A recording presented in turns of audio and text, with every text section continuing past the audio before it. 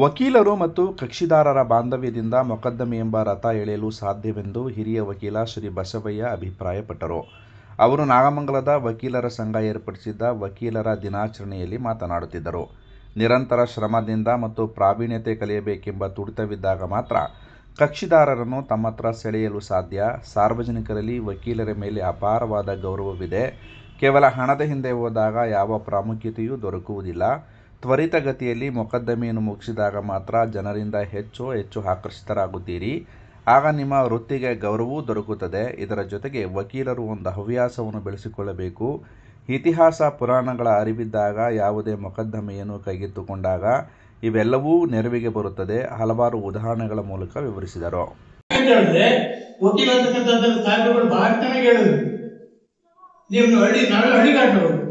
ಆಡು ಮುಟ್ಟದ ಕೊಟ್ಟಿಲ್ಲ ಅಂತ ಮಾತಿದೆ, ಹೌದಲ್ವಾ? ಏನಾದ್ರು ತಂದು ಕೊಟ್ಟು ಬಾಯ್ ಆಗ್ತದೆ, ಅದೇ ಮೂತ್ಕೊಂಡ್ಬಿಟ್ಟ ಬೇಡ ಅಂತ ಹೇಳುವುದೇ ಇಲ್ಲ. ಆಡು ಮುಟ್ಟದ ಕೊಪ್ಪಿಲ್ಲ. ನಾವು ಅದಕ್ಕೆ ಕೈ ಹಾಕಿರ್ತಕ್ಕಂಥ ಸಬ್ಜೆಕ್ಟೇ ಇಲ್ಲ. ಈಗ ಯಾರು ಎಷ್ಟೋ ಜನ ಹೇಳ್ತಾರೆ, ಏನು ಗ್ಯಾಮ್ಲಿಂಗ್, ಈಗ ಅಂದರ್ ಬಾಹರು ಎಂತೆಂಥದ ಬರ್ತಾರೆ ಆಟದಲ್ಲಿ. ನಮ್ಗೆ ಕೇಸ್ ನಡೆಸಬೇಕಾದ್ರೆ ನಾನು ಗೊತ್ತಿರ್ಬೇಕಲ್ಲ, ಅದು ನೀವು ಕ್ಯಾಮ್ರಾ ಹಾಕ್ಬೇಕಂತೇನಲ್ಲ, ಆದ್ರೆ ತಿಳ್ಕೊಂಡಿರ್ಬೇಕು ಅಂತಕ್ಕಂಥ ಮಾತು. ರೇಪ್ ಕೇಸು ರೇಪ್ ಮಾಡಬೇಕು ಅಂತ ತಿಳಿದಿರ್ಬೇಕು ಏನು ಅಂತ. ಅಂದ್ರೆ ಎಲ್ಲಾ ರಂಗದಲ್ಲೂ ಕೂಡ ನಾವು ಪರಿಣತಿಯನ್ನು ಪಡೆದಿದ್ದಾಗ ಮಾತ್ರ ವಕೀಲನಾಗಿ ನಾವು ಶ್ರೇಯಸ್ಸನ್ನು ಪಡೆಯಲಿಕ್ಕೆ ಸಾಧ್ಯತೆ ಉಂಟು ಅಂತಕ್ಕಂಥ ಮಾತು. ಅದಾಗದ್ರೆ ಏನ್ ಮಾಡಬೇಕು? ಮಾವನ ಬೀಜವನ್ನ ಬಿತ್ತಿದ್ರೆ ಕಣ್ ಕೊಡಲ್ಲ, ಅದನ್ನು ಸಾಕಬೇಕು, ಗೊಬ್ಬರ ಹಾಕಬೇಕು, ನೀರು ಹಾಕಬೇಕು, ಟ್ರಿಮ್ ಮಾಡಬೇಕು, ಮರವಾಗಿ ಬೆಳೆದಾಗ ಅದು ತನ್ನ ಪ್ರತಿಫಲವನ್ನು ಕೊಡುತ್ತದೆ. ಆದ್ರೆ ಇವತ್ತಿನ ನವಯುವ ಜನಾಂಗದಲ್ಲಿ ಬಂದಿರ್ತಕ್ಕಂಥದ್ದು ಏನು ಅಂದ್ರೆ, ಗಿಡ ಹಾಕಿದ ದಿವಸನೇ ಫಲ ಬೇಕು ಅಂತಕ್ಕಂಥ ಮಾತು. ನಮ್ಮದೇ ಆದಂತ ಒಂದು ವರ್ಚಸ್ಸನ್ನು ನಾವು ಬೆಳೆಸ್ಕೊಳ್ಬೇಕು. ಎಲ್ಲೂ ಸಿಕ್ಕಲ್ಲ.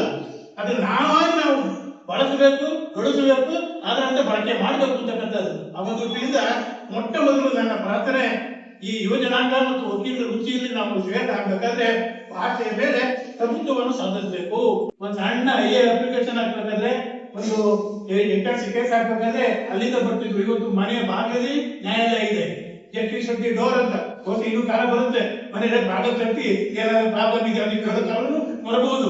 ಯಾಕೆ ಮಾತಾಡ್ತಾ ಇದ್ದೀನಿ ಅಂದ್ರೆ, ನಾವು ಬಹಳ ಬೇರೆ ಬದಲಾವಣೆಯನ್ನು ಹೊಂದ್ತಾ ಇದ್ದೀವಿ. ನಾವು ಬಹಳ ಬದಲಾವಣೆಯನ್ನು ಹೊಂದ್ತಾ ಇದ್ದೀವಿ. ಅದಕ್ಕೆ ತಕ್ಕಂತೆ ನಾವು ಕೂಡ ತಯಾರಾಗಬೇಕು ಅಂತಕ್ಕಂಥ ಮಾತು. ಅವ್ರು ಹೇಳಿದ್ರು, ಏನು ನಾವು ಮಾಡ್ತಾ ಬಂದಾಗ ಸಾಹಿತ್ಯವನ್ನ ಅಭ್ಯಾಸ ಮಾಡಬೇಕು. ನೀವು ಓದಬೇಕು ಸಾಹಿತ್ಯವನ್ನ. ಇವತ್ತು ಜಡ್ಜ್ಮೆಂಟ್ಗಳು ಸುಪ್ರೀಂ ಕೋರ್ಟ್ನಲ್ಲಿ ರಾಮಚಂದ್ರ ಕೇಸ್ ಆಗಿರ್ಬೋದು, ಅಥವಾ ಸಿದ್ಧಗಂಗಾ ಮಠದ ಕೇಸ್ ಆಗಿರ್ಬೋದು, ಪುರಾಣ ಇತಿಹಾಸವನ್ನ ಕೋಟ್ ಮಾಡಿ ಜಡ್ಜ್ಮೆಂಟ್ ಬರ್ತಿದ್ದಾರೆ. ಯಾಕಂದ್ರೆ ಯಾವುದು ಹೊಸದಲ್ಲ. ಪುರಾತನ ಕಾಲದಲ್ಲಿ ಅನೇಕ ಸಮಸ್ಯೆಗಳನ್ನ ಬಹಳ ಸುಲಭವಾಗಿ ಬಗೆಹರಿಸತಕ್ಕಂಥ ನೋಡಿದ್ದೇವೆ. ಅದನ್ನ ಪುರಾಣವನ್ನು ಓದಿದ್ರೆ, ನಾವು ಸಾಹಿತ್ಯವನ್ನು ತಿಳ್ಕೊಂಡಿದ್ರೆ, ಕಾವ್ಯಂ ಯಶಸ್ಸೆ ಅರ್ಥಕತೆ ವ್ಯವಹಾರವಿದೆ, ಶಿವೇತರ ರಕ್ಷತೆಯೇ ಕಾಂತಾಸಮಿದೆ ಉಪದೇಶವಿದೆ. ಅಪರ ಹಿರಿಯ ನ್ಯಾಯಾಧೀಶರಾದ ನರಸಿಂಹಮೂರ್ತಿ ಮಾತನಾಡಿ, ವಕೀಲ ವೃತ್ತಿ ಕಷ್ಟಕರವಾಗಿದ್ದು ಅದನ್ನು ಕಲಿಯಲಾಗದೆ ಗಾಂಧೀಜಿಯವರು ದಕ್ಷಿಣ ಆಫ್ರಿಕಾಗೆ ಹೋಗಿ ಕಲಿಯಬೇಕಾದ ಪರಿಸ್ಥಿತಿ ಎದುರಾಯಿತು. ಮೊಕದ್ದಮೆಗಳನ್ನು ತೆಗೆದುಕೊಳ್ಳುವಾಗ ನ್ಯಾಯ ಅನ್ಯಾಯಗಳನ್ನು ಪರಾಮರ್ಶೆ ಮಾಡುವುದು ಒಳಿತು ಎಂದು ಹೇಳಿದರು.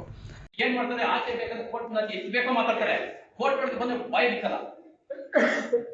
ಒಂದು ಕರೆ ನೋಡಿ ಹಂಗಿರುತ್ತೆ. ಇನ್ನೊಂದು ಇಂಡಸ್ಟ್ರಿ ಅಂದ್ರೆ ಫುಲ್ಲು ಎಲ್ಲ ಸಹ ನಮ್ಮ ಅಡ್ವೊಕೇಟ್ಸ್ ಆರ್ಡರ್ ಮಾಡಬೇಕು, ಸಬ್ಜೆಕ್ಟ್ ಚೆನ್ನಾಗಿ ತಿಳ್ಕೊಬೇಕು, ಬಿಫೋರಿದ್ದು ಏನೇನು ಪೇಪರ್ ಪ್ರಿಪೇರ್ ಮಾಡ್ಬೇಕು ಎಲ್ಲ ಪ್ರಿಪೇರ್ ಮಾಡಬೇಕು, ಪ್ರೆಸೆಂಟ್ ಮಾಡಬೇಕು ಇರಬೇಕು. ಇನ್ನೊಂದು ಬಿಟ್ಟು ಆಮೇಲೆ ಜಡ್ಜ್ಮೆಂಟ್.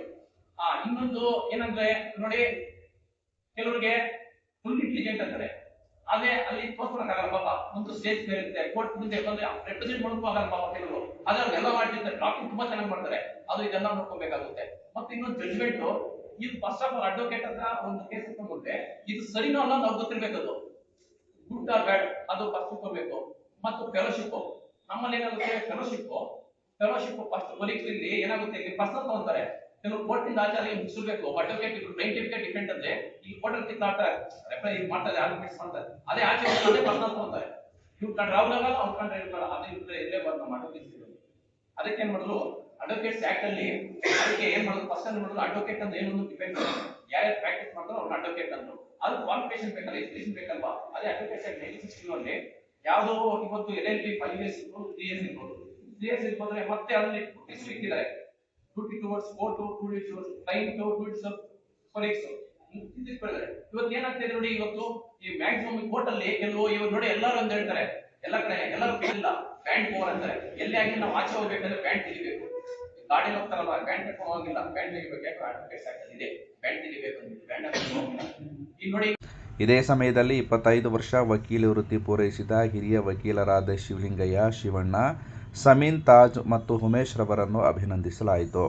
ವೇದಿಕೆಯಲ್ಲಿ ಹಿರಿಯ ಸಿವಿಲ್ ನ್ಯಾಯಾಧೀಶರಾದ ಫೆಲಿಕ್ಸ್ ಆಲ್ಫೆನ್ಸ್ ಆಂಟೋನಿ ಮತ್ತು ಅಪರ ಸಿವಿಲ್ ನ್ಯಾಯಾಧೀಶರಾದ ಸಿದ್ದಪ್ಪಾಜಿ, ಕಾನೂನು ಸೇವಾ ಸಮಿತಿಯ ಸದಸ್ಯರಾದ ಸಿವಿಲ್ ನ್ಯಾಯಾಧೀಶರಾದ ಶಿವರಾಜು, ಕರ್ನಾಟಕ ರಾಜ್ಯ ವಕೀಲರ ಪರಿಷತ್ನ ವೈಸ್ ಚೇರ್ಮನ್ ಮಂಗಳೇಕರ್ ವಿನಯ್ ಬಾಳಾಸಾಹೇಬ್, ವಕೀಲರ ಸಂಘದ ಅಧ್ಯಕ್ಷ ಮಹದೇವ್, ಕಾರ್ಯದರ್ಶಿ ವಿವೇಕಾನಂದ, ಖಜಾಂಚಿ ಮಹಮ್ಮದ್ ತಾಸೀನ್ ಮುಂತಾದವರಿದ್ದರು.